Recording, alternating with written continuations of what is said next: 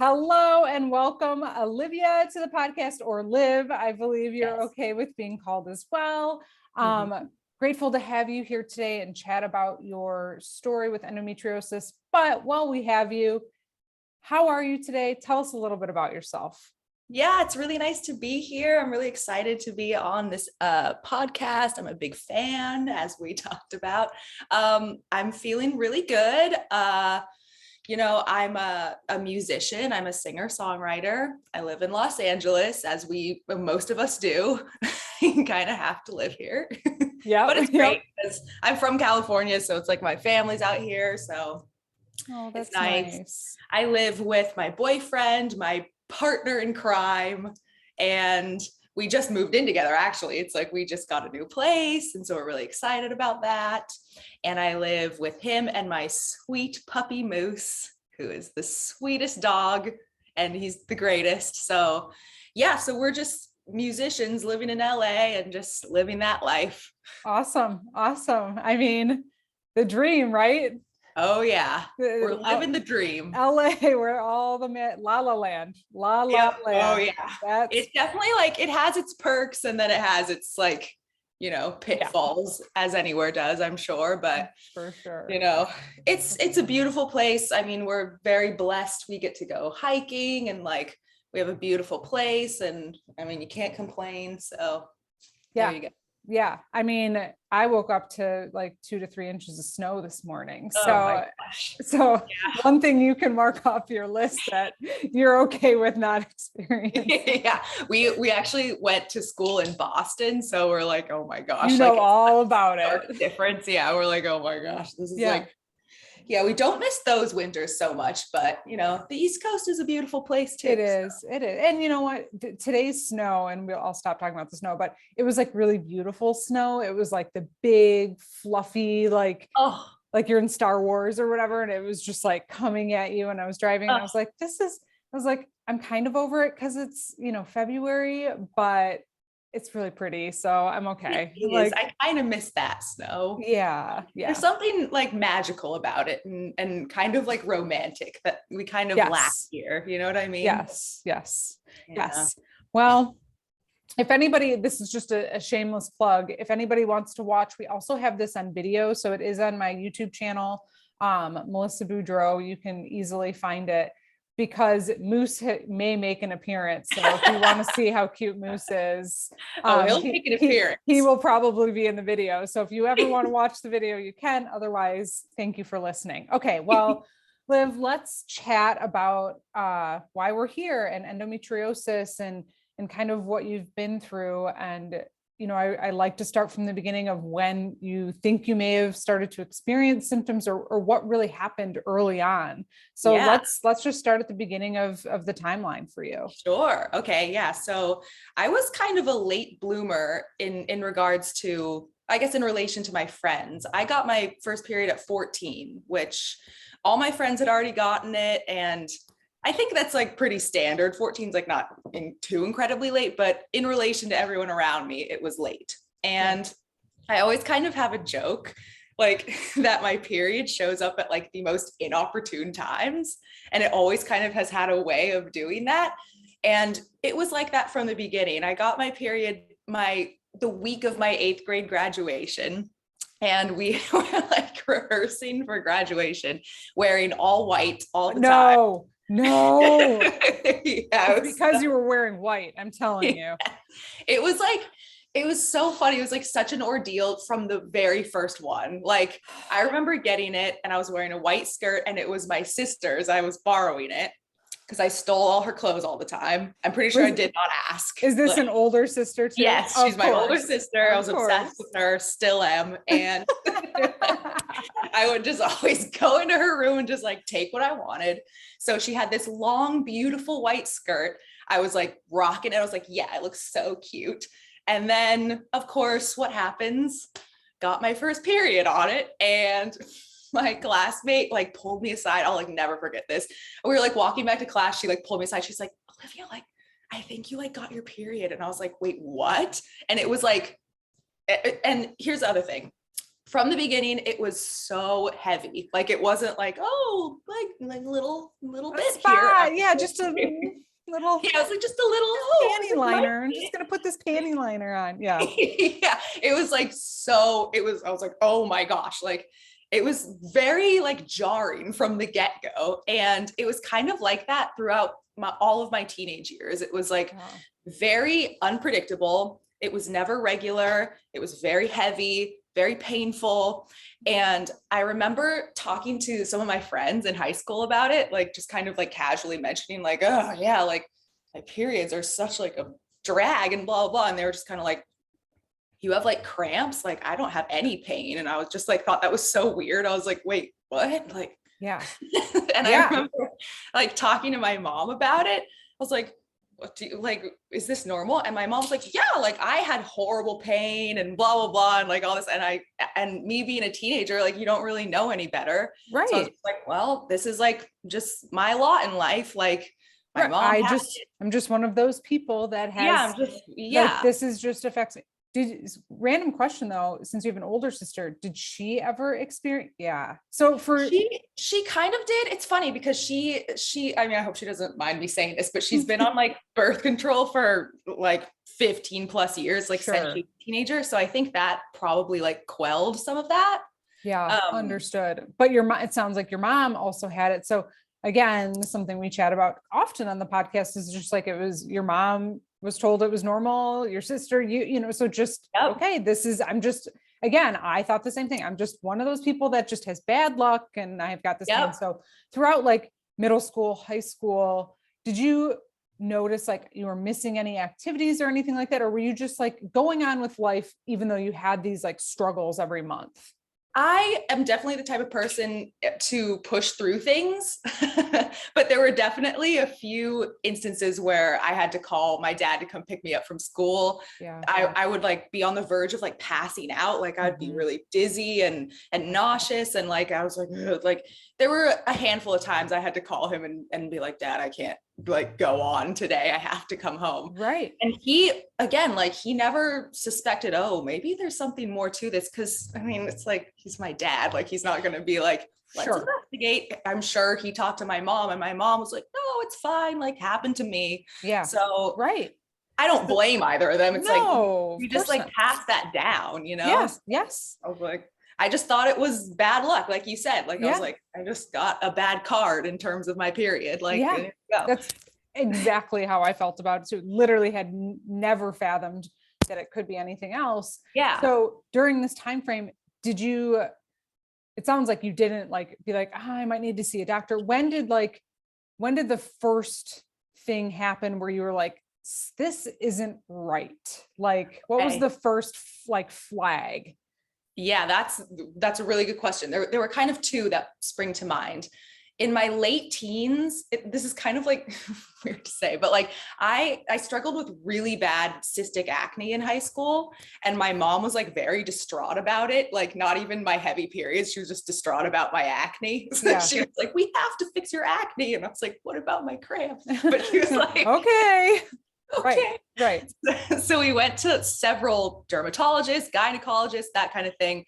And of course I'm prescribed birth control because that's their first line of defense. They're like, all right, you got to get on birth control. Yep. Even out your hormones, which I have a whole, like, I'm like, okay. But like, I'm like, I don't like hate on birth control. If it works for you, it works for you. But it did not work for me. I was on it and it made me nauseous, it made me sick, it made the cramps worse, it made me moody. It was like not a good fit. So that was kind of the first time we tried something, but I'd say the first time that I really realized something was like not right was not till much later, like my late 20s. It was like when I was 26, it was 2017. And I had kind of just gone through years of, all right, this is how it is. Like I have irregular, painful periods, big whoop. Like this. Did you adjust your life? Like I've talked to people who, and I did it too. Like, okay, I'm not planning my vacation.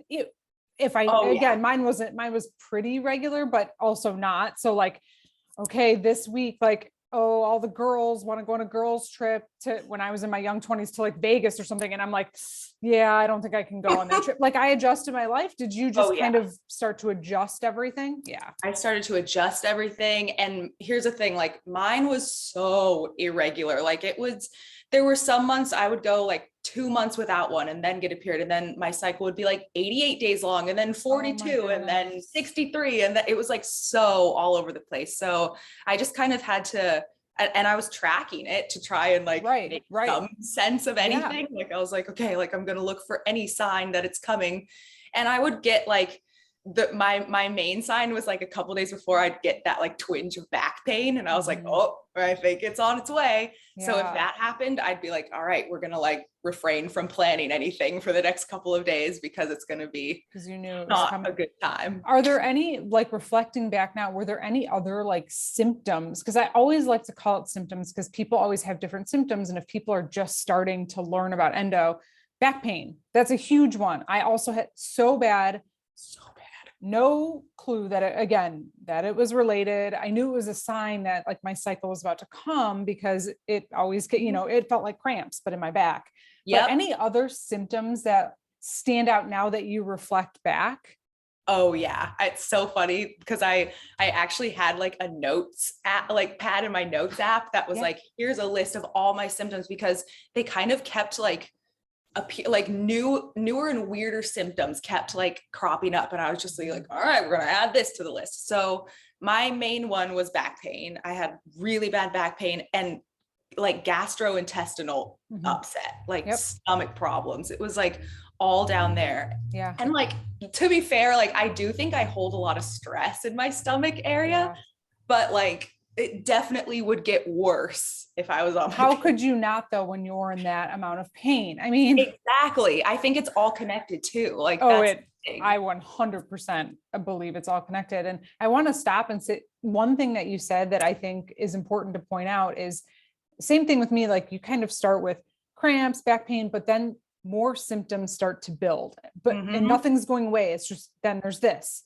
then there's this, and it's like this increasing. It's not just my cycle. Now it's when I ovulate, which I didn't even understand when I was in high school, obviously. Yeah. Well, I should have, but I didn't. I didn't either. Right. Like, okay, now I have pain 2 weeks a month. Now I have pain 3 weeks, and it just keeps building and building and building. And I think that that's something really to point out is like, it gains momentum for some people, not everybody, but it gains momentum in the way of now there's an additional symptom.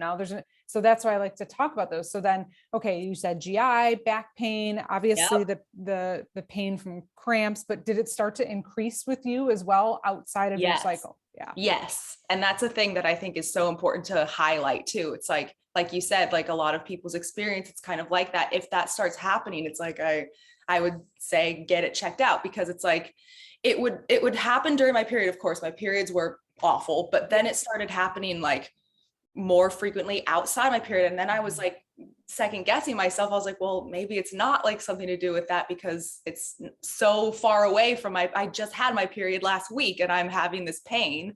And it was so bizarre. I was like, that can't be it. Like, but it started really progressing outside my cycle. I was getting like nerve pain. I want to say it was like burning sensations, like in my hips and in my back and in my front. And I would just get stabbing like pain where I'm assuming my ovaries were. And that's another thing. I would get frequent ovarian cysts and they would burst. So that's another thing that would happen a lot. Yeah.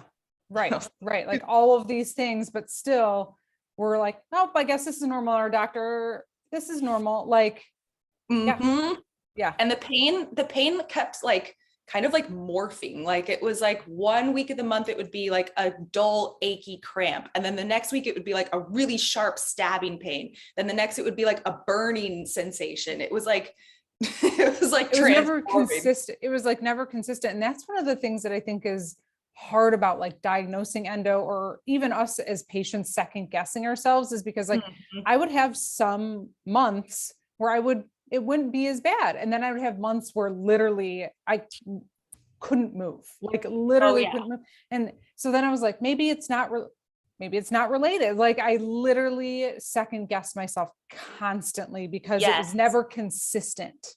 I think that's such an important like point to bring up. It's so common. Everyone I've talked to about this, like I talked to a few people and like on forums and stuff like that, and everyone has been like, oh my gosh, I'm second guessing myself, blah blah blah. And it's so tough because there's almost like no rhyme or reason to any of the symptoms, and they all it's just like so confusing. So I really confusing. like have a lot of like empathy for everyone who like goes through this, because it's just like it's so confusing and overwhelming. So confusing. So we were in the timeline of your story. You said like your middle to late 20s. What happened? So it was a few days after Christmas. I was up at my dad's house with my family for the holidays, and out of nowhere, just this super sharp, concentrated pain in my right lower side. And of course, I'm like such a hypochondriac. I was like, it's appendicitis. Like, we're dying. I got to go to the ER now. And my dad was very concerned, obviously, because I was crying. It was so intense. And so he said, okay, do you want to go to the ER? And something in my gut was like, no, this isn't appendicitis. This isn't like anything where you have to worry about. I was like, no, I don't have to go to the ER. It's fine. I'll just like suffer through it. Cause again, like I said, I kind of am kind of that person where I'm like, just push through it. It's fine. And right. Like through tears. And it's just like, yeah. Yeah. So that was the first episode that I remember like, okay, something's up, because it was such a breathtaking pain. I can't even, I mean, but it's like, I can't describe it. I try to describe it to people and it's just like so difficult to. It's like someone stabbing you, but continuous. It doesn't stop. It does not stop. And it's like, to me, it felt like a really like intense, like stretching, like a pulling sensation. And it was so uncomfortable. And I was just like, okay, that was a little scary and alarming, but okay. I wonder if you had a cyst rupture, like a bigger cyst or something like that too. Yeah, I'd be willing to bet that was the case, because I had known at that point that I had like ovarian cysts. So I was like, probably that. And then for the next few weeks, nothing really happened. But then a few weeks later, after that, I started developing like pelvic floor dysfunction. And that's like the only way I can say it, because I've been to physical therapy for this because it was so like intrusive to my life. I got like a burning sensation like down in my groin, like all the time, 24/7. It just like came out of nowhere and it was so painful. And then like we were talking about earlier, I got this thing that is like a known, like a term in the endo community, which makes me laugh so much when I hear this like thing, but it's like not funny when you're experiencing it. I would get this thing called butt lightning. If you know what this is. Be happy if you don't know what it is. Be happy if you don't know. Sure. Yes. So it's just like the most stabby, awful pain. And it like takes your breath away. Yeah. And it would happen to me just like so randomly. I'd be like in traffic. I'd be like, la, la, la, la, and then it would strike. Oh my God. Yeah. Like, Yes. It like knocks back. It's awful. So I started getting that, like a lot of pelvic floor dysfunction. I went to physical therapy and my physical therapist was like, yeah, like I would definitely get checked for endometriosis. Was that the first time you heard it? Yeah. No, I had like, cause okay, I'm definitely like a big hypochondriac. So I Google everything. Maybe you're not a hypochondriac though. You have endometriosis. Exactly. So I had heard of it and I was like, okay, maybe this is what's going on. I kind of suspect it, but who knows? Like, and I knew about the diagnosis procedure that you like have to have surgery to be like definitively diagnosed. Sure. Yeah. So I was like, well, maybe like one day I'll do that. And so went to physical therapy and that helped for a while. It definitely helped with the burning pain a lot, but it didn't really help with anything else. Like I would still get really bad back pain and cramps and like stomach problems. Yeah. And over the next like year and a half or so, it would just, I went to the hospital like 3 or 4 times. You were like in level 10 pain. Yeah. And it would strike at work. I would like be in tears at work, like doubled over in the corner. Like, and I'm a teacher too. I teach kids like music lessons. So they'd be like playing piano, like not facing me. And I'd be in the corner, like crying, and they'd turn around and I'd be like, yeah, it's good. Like, great. Good job, everyone. Yeah. Right. Oh my goodness. And Yeah. it's like, it was awful. So yeah, At that point, were you like, okay, I think when you first found endometriosis though, like on the internet, were you like, okay, I check all of these boxes, I'm pretty sure. And then when the physical therapist also suggested, at that point, you kind of knew what was going on, but you really, had you talked to any of your doctors about it or anything at this point? Yes, okay. definitely. I talked to my primary like gynecologist, Mhm. who is a wonderful, wonderful doctor. Like I don't like hold any resentment for what he said to me, but he kind of was just like, well, maybe it's just like an emotional thing. Like maybe you're just like stressed out, which like, I'm like, okay, like, okay. And I was like, I am stressed out. Like, I'm not going to deny that. Because I'm in a lot of pain every day. Yes, exactly. And I just was a little bit frustrated with him because I was like, okay, like, because I actually presented it to him. I was like, I think I might have endometriosis. And he was like, well, maybe, like, but it could also be stress. And I was like, well, can it be both? Like, I don't understand. That's an unacceptable, like, that just makes me really mad. Again, could be a great doctor. He's a great doctor. Like he's not educated as he needs to be in endometriosis. Exactly. I think that's the main thing. Like, I was like, he's wonderful in all other areas. He's been like so kind and patient with me, like in my like routine exams. But I think a lot of doctors just like are not versed in this and don't understand like the severity of it.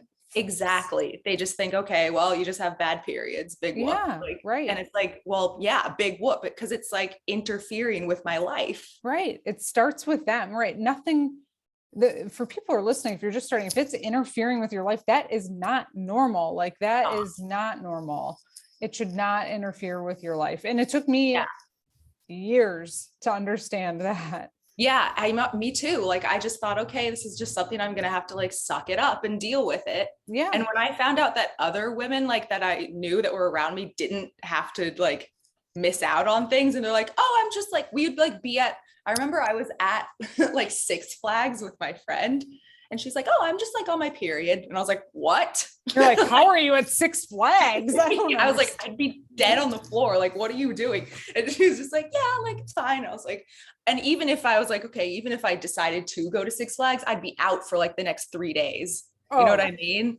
Like, I remember one of my friends being like, oh yeah, 3 days, my period's 3 days. And I was like, 3 days? Like, that's my dream. Like, are you, you just use one of those little petite light tampons? Like, oh my gosh. What? Like that happens? That blows my mind. That was like, again, there was some like realization there, but I never thought it was just different. Again, I was like, oh, I just got this other version of it. Yeah, exactly. I was like, I just got the like mega ultra version, I guess. Like, it's just okay. Like, so physical therapy, you go through that, things start to get worse. What happens next? Where you're just like, okay, I'm crying in the corner at work, I gotta like figure this out. Yes, that specific ER trip was definitely an eye-opener. I remember I was on my way to work that day, and I was driving, and there was a moment where I really thought I was going to pass out behind the wheel. And I've never passed out before, but it was so scary. And like, I was like, oh my gosh, like this is getting bad. I don't want to like faint on the freeway and like die. And like, it's like, I was like, okay, this is getting bad. And then I was like I was hobbling into work. I couldn't even stand upright. Like I was like, eh. And the front desk, the receptionist was like, oh my gosh, are you okay? I was like, no. And like my sister was so kind. She came and like took me to the ER and just like sat with me for like 6 hours in the ER. And I was like,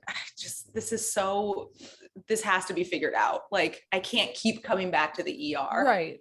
Like, I can't live like this on a daily basis, being afraid to drive to work because you might pass out. Like, yeah. And like, I was in the ER, and of course they didn't diagnose me with anything. They just said, oh, you have pelvic pain. It's probably endometriosis. Go home, take an Advil.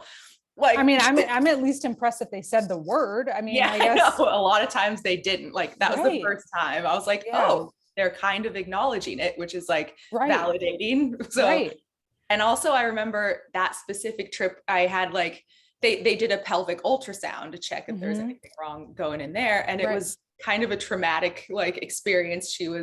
The technician was very rough and very like impatient and like, and I was asking her questions. I was like, do you see anything? And she was like, don't worry about it. And I was like, well, I'm very worried about it. Like, Yeah. like it's my body. Like, what? Yeah. And so I was like, I was wheeled out of that, like crying. And my sister was like, what's going on? I was like, and I told her, and my sister was like outraged, of course. She was like, what? And like, at that point, I was like, no, this needs to be figured out. Like, I'm done with this. Yeah. I was very fed up with like the medical system at that point. Like, Of I was course. just like, people are brushing me off. They're brushing Yeah. me to the side. And I was Right. just like, this, And I need to see a specialist. yeah. So Yeah. yeah. So I found a specialist. Good. Yeah. And it was great. Like, it was she's up in San Francisco, Okay. where I'm from. And Yeah. I actually chose that on purpose because I was like, if we do a surgery, I want to recover at my At dad's home. house with Yeah. my family. Yeah. Yeah. So yeah, so that kind of happened, and I saw her last year, Okay. and then I got my surgery actually this past November. So it was a Okay. very quick, like I didn't have to wait too long. It was like When you first saw her though, did you feel just really validated, have like a long conversation and all of these symptoms and everything you've been going through for so long at this point, it's Yes. all related? Yeah. And it was such an amazing like doctor's visit. She didn't spend 1 minute questioning anything. Yeah. She was like, okay, so you're experiencing this, She's like, okay, well, here are your options, blah, blah, blah. She's like, I really like, if you want to go through with surgery and find some answers, like I'm down to do that. And she was just like because a lot of doctors, they discourage you from doing that because they're like, oh, we have to try this and this and this before. Right. Which I understand to a certain extent, but for me, it's just, you were already like so far down the line of like, I need help now. Yes. And I was like, I've tried everything. I've tried every form of birth control. I've been to physical therapy, and it's just like getting worse and worse. And I'm like, I need answers. Right. So how old are you at this point when that happened, when you found her? I found her, let's see, I guess that was 2021. So last year.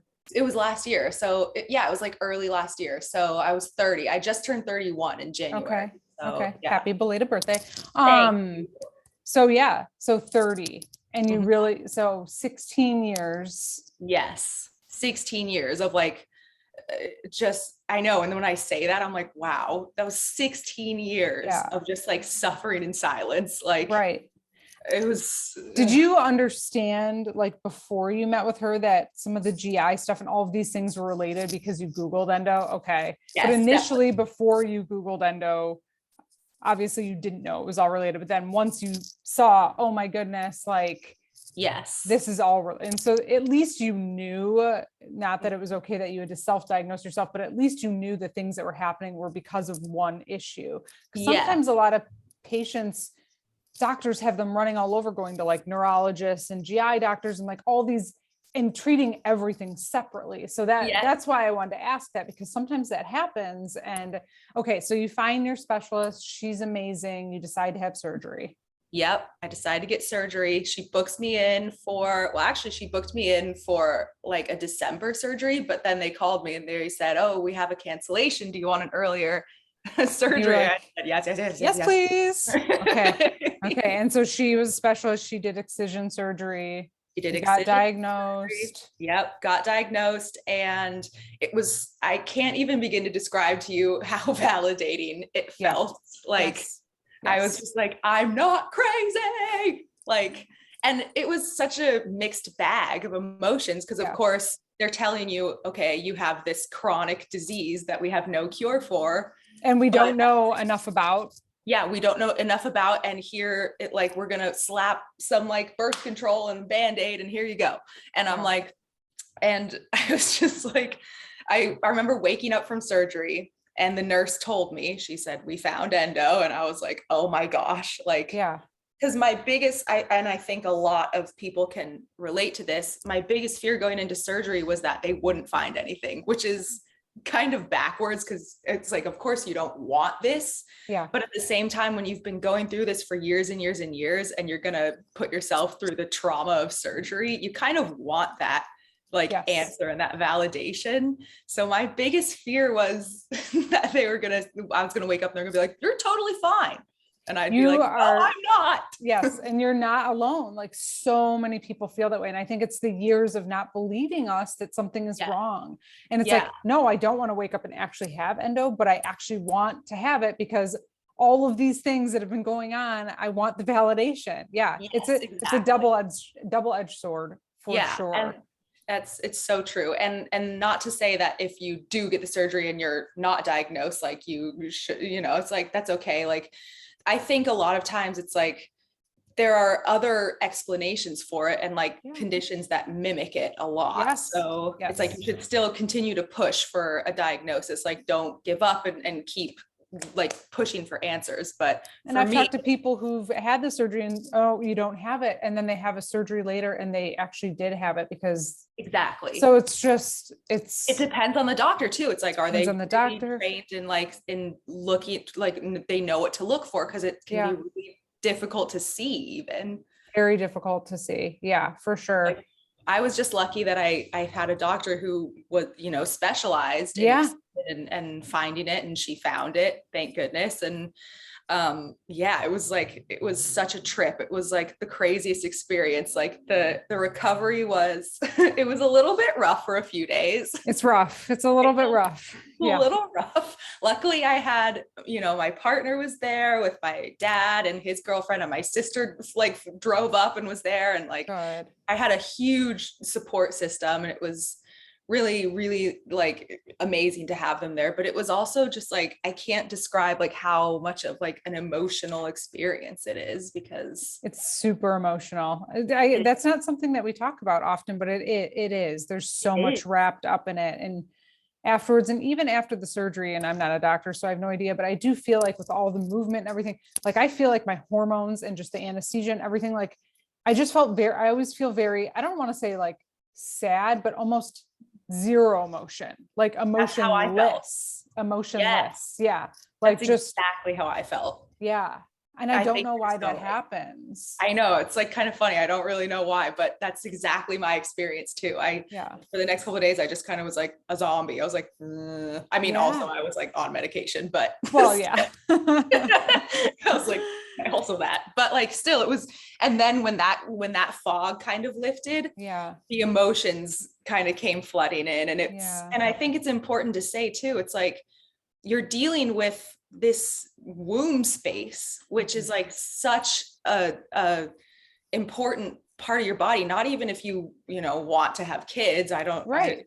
It's just such a place where you hold so much emotional energy. And like, for me, it's like, I mean, I'm a big, like, I'm kind of like woo woo, I mean, I live in LA. We have like crystal shops everywhere. We're like, ooh, like, but it's like, I do believe that we store emotions in parts of our body, especially if you've been struggling with chronic pain. Yes. And you store all that stress and that trauma and all that sadness and anger and everything. It's all in there, like bubbling up like a storm. Yeah. So when someone like literally slices into that and goes in there, it's like really emotional, because you're just, this is like all my stuff, and you're like looking at it.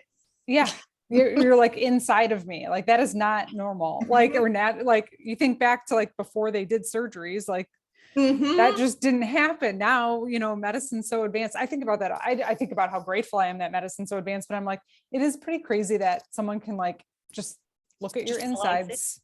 I know. I remember reading like the after surgery summary notes. They like it was so awesome. They like uploaded everything through my chart. I could see everything as it was like happening. Yes, I have my chart too. It's so great. Yeah, I love it. It's the greatest. And so of course, like me being me, I'm like logging in every 5 seconds. I'm like reading.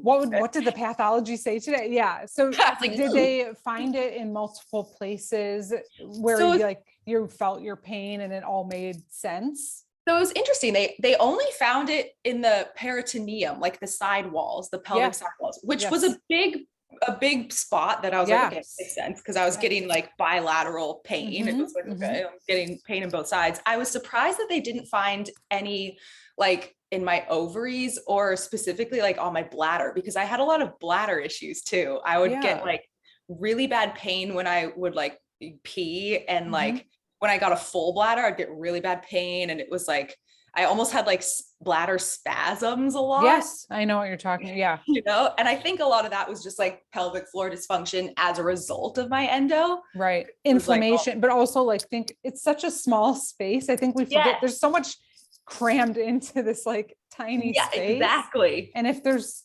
one part that's like disrupted or inflamed, think about like if your finger was inflamed or something like that, like it would affect other parts of your hand. So exactly. And I think, I think that's important to say too. It's like, I was surprised it wasn't like directly located on these spots, but it is true. Like they're all so interconnected. And so it's like, yeah, I had, you know, endo on my pelvic side walls. That's 2 seconds away from my ovaries, and it's all inflamed and irritated, and the nerves like all communicate with each other. And it's just like, okay, like this makes sense. Yeah. They did find a cyst on my ovary that they had to drain and remove. So that was nice to get that out. Yes. But because I have a lot of like ovary pain. And so I was like, understand. I was like, yeah. So they found that. And then, Good. it was so great. I was like, oh my gosh, thank goodness that like, so now it's February. I mean, November, now it's February. How are you feeling? I feel incredible. I will say they put in a hormonal IUD during my surgery. My doctor like really pushed for it. She was like, this is going to help like with your symptoms and stuff. And I had tried an IUD before and I actually loved it. So I was like, yeah, sure. Like, let's try it. So I have that in right now, but I'm actually considering taking it out just because the side effects, I just don't think hormonal birth control in me, like, I understand that. Yep. I totally get that. Same. You know, I just am like, I don't know. It's just, I get like weird, like my skin freaks out and like my moods are really weird. And it's just like, I don't know. I also, again, like kind of woo woo. I love like approaching things in like a natural, like holistic way. And so I'm like, I'd love to like get off of that and then just like work on my hormones and like regulating everything naturally. Yes. Through like, you know, like food and healing and you know. Yes. I think I also really lean to that, but I think it's potentially something with chronic illness too, where, you know, like this is something I'm going to have to deal with day in and day out. I really don't want to have like to take birth control every day, or, you know, if I'm going to take something, so I take a lot of food-based vitamins, like standard process. So I know you're like, I'm a little woo, but I am too. Like I really have leaned in more to that than traditional medicine, because it does help. You do have to kind of keep monitoring it and whatever, but like, and food and all of that. Like I've tried to go more of that route, because I'm like, unfortunately, this isn't going to go away. So I need to something that's maintenance. Like what's my maintenance? Exactly. And so I understand that completely. And and I think it's important to say, like, everyone is different. Like if birth control works for you, go for it. Like, and if it's helping with your symptoms and letting you like live your life, like 100%, like, and that's something that I like to say on the podcast all the time. This is such an individual disease, which I think is why it's hard for awareness too. Like we were even just talking about earlier, like you had these symptoms, but then they changed to these symptoms. But for everybody, people have so many different symptoms, or they don't have symptoms at all. And so, I agree with you. No judgment. You do what you need to do to feel good, like whatever that is, like, that's all that matters. And everybody has a different version of this disease, and everybody has different solutions. And some people are like, oh, no gluten, no dairy, no. And I do that, but I know a lot of people who eat dairy and gluten and they're totally fine too. So you have to totally figure it out. Up to you. It's like, individual, like it's very personal, very like very, very individualized. Yes. Which I think really makes it hard though, because there's not this like one approach that's going to help everybody, which I think also causes issues for like the awareness, because there's just not like a one checkbox, like, okay, everyone, you're going to take this and it's going to cure your endo and you're going to feel great. Like that just doesn't exist. I hope one day it does, but it's so everybody has such a different version of it.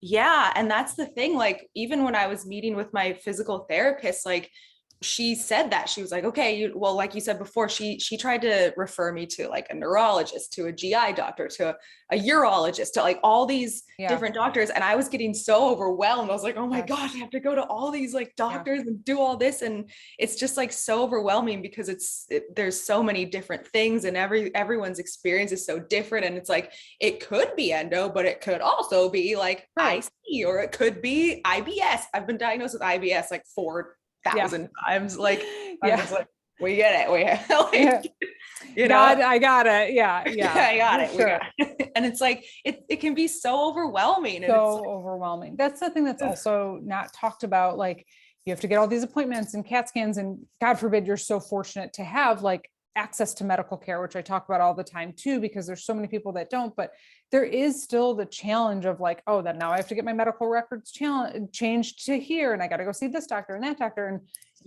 it's very overwhelming, especially when you're in your 20s. Like all your friends are probably like, we're going out to dinner, I'm going to the bar, like doing all this stuff. And you're like, oh, well, I'm going to see my physio. And then I'm headed over to my endo specialist. And oh, this weekend I'm hanging out with my heating pad.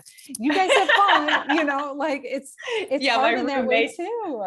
My roommates were like, oh, want to go on a hike? I'm like, I got to go to physical therapy for my vagina. Like, you know what I mean? Like, and they're like, wow, aren't you like 27? I'm like, yeah, like it's so true. Like, it's so sad. I'm like, this is really like devastating for people who have it. Like, it's just awful. And not to mention like the bills you rack up going to specialists who like don't take insurance. Like I went to several specialists who were like, all right, that'll be $1,000 for this like one consultation. I'm like, what? Like who can afford this? Like the financial trauma, it's like awful. Yeah. There's so many silos of things that we could talk about that need to be fixed. It's one of the reasons why I do this podcast, because there's so many layers to this, to this disease, and it's gotten better, but it's still nowhere near where it needs to be. I agree 100%. And it's so awesome you're doing this because I think it's so important. And like, it is because, you know, hopefully someone will hear my story and say, oh, wow, this is like remarkably similar to mine. Maybe I should go and get this figured out. And it's just like, we need someone absolutely will listen to it. And, you know, it's a testament to all the people who've come on and been brave enough to share the most intimate details of their lives. So I appreciate you coming on and chatting with us. Is there anything else you want to add, or any tips or tricks or anything we missed? Oh man, let me try and think. I'm like, get a dog, because that has helped me immensely. Get a dog. I need to put that on my list. That honestly like has helped my like mental health so much. Like getting a pet. I always knew I wanted one, but like just having that and having him be a part of like my support, like, oh, like, you know, just going for a stroll with my dog and just like reminding myself of like the beauty and things. And because it can be so easy to like get bogged down by all of this and like spend all day like researching all of this and getting, you know, bummed out that it's like, oh, I have this like thing that's incurable as of now, and like I have to deal with all this and blah blah blah. But it's like, find the little things, you know, that make you happy, even if it's just like a simple walk, and just like remind yourself that there's still like good things going on. And you know, 100%. I think that's a really important part of the mental aspect that you said, because it's very easy to go down a path, because it is very, very challenging to live with this disease. Every day I still have the habit of, okay, I'm going to write down 3 things I'm grateful for. And sometimes it's like, I'm grateful I have a dishwasher. I'm grateful I have a washer and a dryer. Like, so simple, but I'm like, on the days when I don't feel well, like these machines are helping me so much that I don't have to do this work. And that may seem silly, but I try to always stop and like look at exactly what you said, like look in the beauty of things. Like when I see a sunrise, I'm like, I'm so grateful that I'm alive to see that. Yes, I have Yes. challenging things. Everybody has challenging things in life, but Mhm. that perspective shift really has helped me a lot. Me too. Yeah. Amen to that. And it doesn't sound silly at all when you said that. I was like, no, like I do that too. I am thankful I have like running water and like a shower and Yeah. a roof over my head and like, you know what I mean? Like, Mhm. and another, just the last piece of advice is like lean on your support system. Like, don't be afraid to really take advantage of that and like lean on them, because that's something that this kind of whole process has taught me, is that I have a really hard time like depending on people and like asking for help. And like I said, I really just like grit my teeth and struggle through it. But this whole experience has like really showed me that it's okay to like lean on people in times of need and ask for support and ask for help. And that has been like life changing. Be vulnerable. I mean, that, Mhm. that you have to be vulnerable. We're very similar. I think a lot of people that have endo were very, very strong individuals and a very hard time Definitely. asking for help. And if you don't have someone in your life who understands and you're feeling very alone, you're not. There's huge communities out there. Find them on Facebook, find them on Instagram, and I promise someone will be available to help you out. It's Mhm. an incredible way to just meet other people who are going through the disease all over the world that Yes. can be your ear to listen because they understand. So Yes, exactly. It's like so important to connect with those people. yeah. I'm on the Reddit, like the subreddit, the endo subreddit, and Oh, it's I like need to get amazing. on that. Okay. Oh, you got to get on it. The people there are awesome. Yeah. Yeah. And the other They're thing that I amazing. wanted to say, just the other one last thing I want to say, something that I heard you say is like, it can be so overwhelming. It's also okay to take a break from Googling it and Yes. researching it and being every day like, oh my gosh, when am I going to, what, like Yes. Like letting maybe it take an consume you. endo break. Take an endo break. Like watch Like, Harry Potter, watch something yes, that's going to take you away from like right. everything. It's Yeah. okay to like tune out every now and then Yes. and Tune not out. be. Because I Yes. think a lot of people like stress that they're like, you have to be so on top of like your health and Yes. like be proactive about it. And it's like, while that is true to a certain extent, it's like, I think it's okay. And quite frankly, like absolutely necessary when you have this to like tune the hell out and like Yes. just relax, like allow yourself give yourself permission to like breathe it and like step away from it for a second, because it's 100. And not I your love the own movie. identity, Yeah. you I love know? that you said like watching a movie or something like that, where you can just immerse yourself into something else. And oh my gosh, if you're trying not to eat gluten and you accidentally eat a donut, oh my gosh, don't be Oh mad at no. yourself.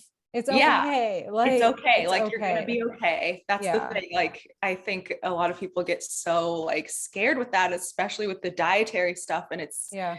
it's like that's the thing where I like kind of, I tread lightly in that area, because I'm like, I don't want to like be so obsessed with that. And Yep. like I want Yeah. to be able to like live my life and Yes. Eat you know pizza and eat yeah. pizza and not like have a panic attack about it. And it's Yeah. just like, Yeah. I mean, it's tough. It's just tricky waters to navigate, but just be easy with yourself Day by day, take it day one day at by a time. day. Yep, every Yep. day, take it one day. Mhm. Liv, thank you so much for sharing your Thank you. story and your amazing energy. I'm wishing that you continue to feel really, really well, and Thank I you. appreciate you coming on the show. I appreciate you having me so much, and I wish the same for you. And I just, yeah, I'm very happy to have chatted with you. You're very cool. Well, thank you.